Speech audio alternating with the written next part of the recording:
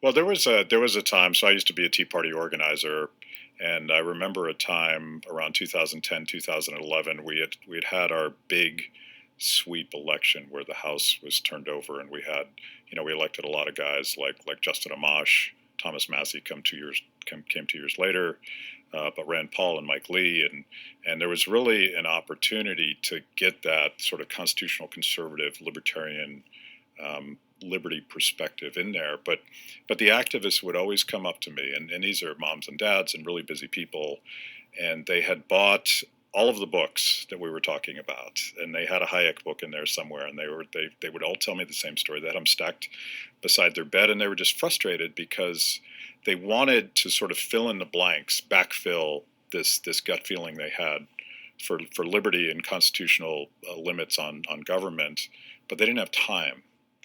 And I feel like we missed an opportunity to backfill that before some political opportunists jumped on the stage and said, "I'm the guy you should be listening to." And unfortunately, politics kind of corrupted that process. But there's always time.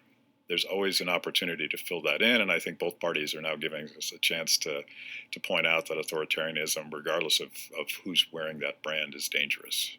I think that's right. And I do see a real curiosity, interestingly enough, from the left right now, where I talk really openly about capitalism. I love defending capitalism. I think it's been poorly defended, poorly articulated, poorly defined by so many people in our camp for so long.